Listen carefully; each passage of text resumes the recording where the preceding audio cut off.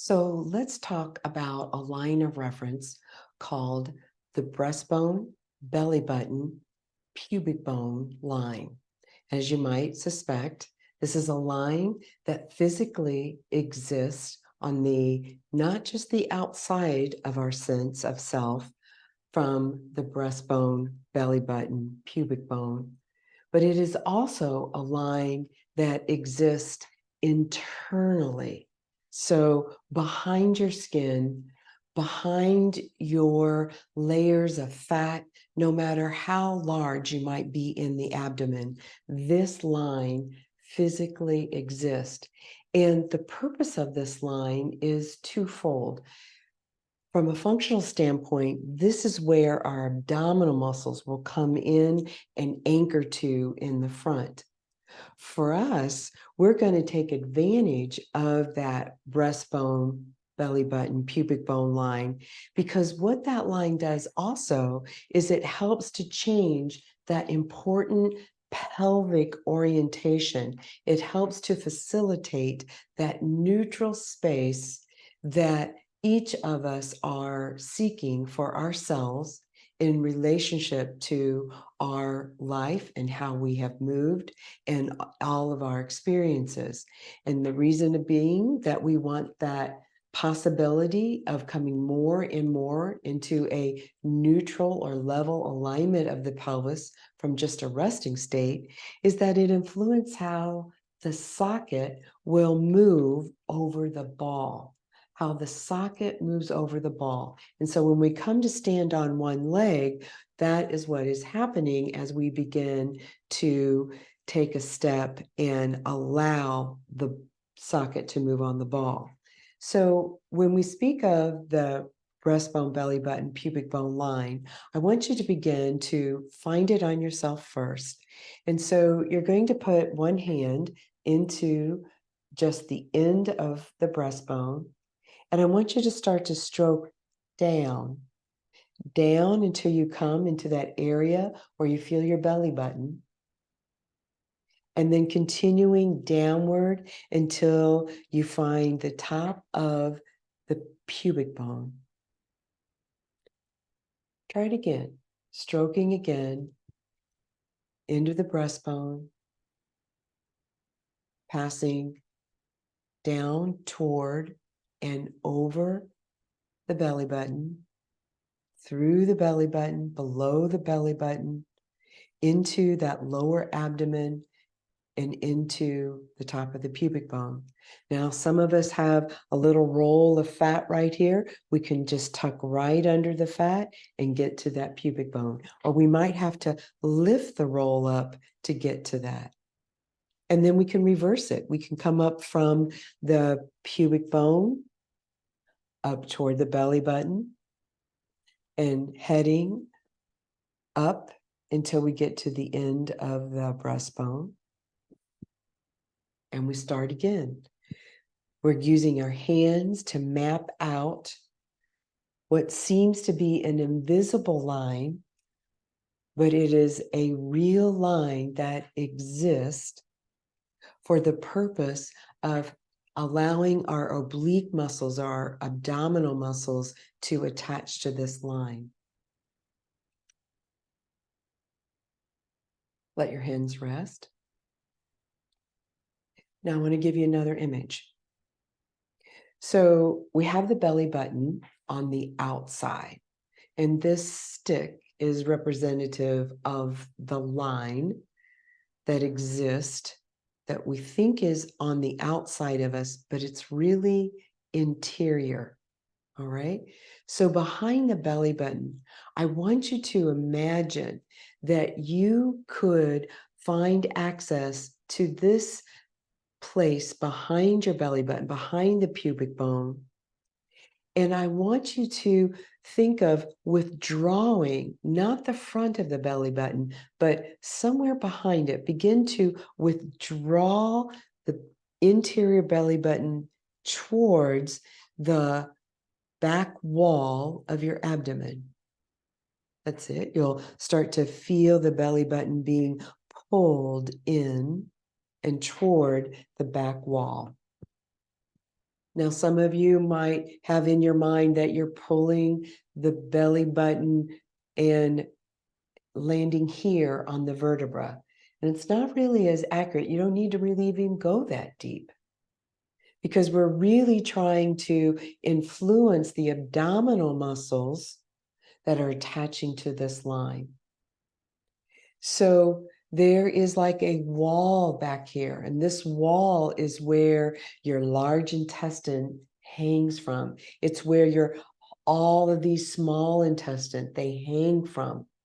But in front of that is this interior portion of the belly button, so that when you access in your imagination this drawing in of that interior belly button towards that back wall, you begin to get a little more activation in your lower abdomen, and you might even start to feel the pubic bone start to raise up or change its orientation. Or for some of you, as you make this motion, you'll start to feel the rocking chair movement of the pelvis. Or even for some of you, you might start to get a sense that something is happening with the vertebra, and that there is just a skosh or a little less of an incurve in your low back. And so what you're doing is that you're retracting that interior belly button, holding it for, maybe a count of 1, 2, 3, and then slowly letting the belly button return to where it started. And then retracting the interior belly button again to your capacity.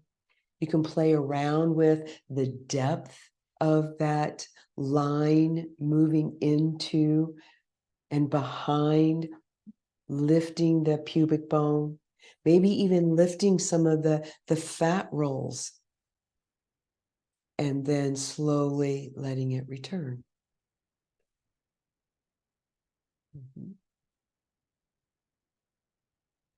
Pausing for a moment. Sometimes when we begin to activate muscle contraction, or we begin to use a line or change the image of a line that is stationary to moving, we have a tendency to kind of clinch off or hold our breath. Natural, normal. So let's see if we can use the breath as an assist that allows this interior belly button to even travel at a easier rate of coming in to the back wall. So allow yourself to take an inhale. Doesn't have to be big. And on the exhale, interior belly button, retracting, pulling in. And of course, you can maintain the contraction, and it's time to take another breath in. So take an inhale in without losing the interior belly button, retract it. And then on this next exhale, retract a little more. Retract that interior line moving toward the back wall. Just a little more, a little more, a little more. Hold that. Take a breath in. You won't be able to get a round full belly. I'm not concerned about a round full belly. I'm concerned about, can you start to activate the muscles that control this line? Good. And I'm talking and I'm holding the line. And now I'm going to release the line by, from the inside out, letting my interior belly button expand forward. Good. So that's what the BB, breastbone, BB, belly button, PB, pubic bone, that's what those initials mean when we talk about that line. Now, in our class particularly, we're going to use this interior line and we're going to explore its relationship of the interior line to the other line of reference that we learned, which was called the vertical power line of the heel. And so when we go to stand on one leg and advance the other, as in walking, we are literally moving the line of the breastbone, belly button, pubic bone line to stack up and over the inside ankle bone or that vertical power line of the heel. Now, when you see my hands move, that line is moving separately from this spinal model.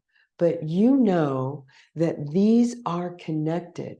And so it is the whole torso and the pubic bone that glide together as a team to stack over. It is not like the line is separate and it can move back and forth like this. Because it's connected to the torso, it is the assistant that allows the center of mass to move to one side, that allows the pelvis to stack. We take the breastbone with the pubic bone and make that stack. So once again, breastbone, belly button, pubic bone line. The big take home here is that even though that is a vertical line and you can map it out on your outside, the line really exists underneath the fat, underneath the belly button, the skin, going through the skin, and the next layer behind that, that interior belly button.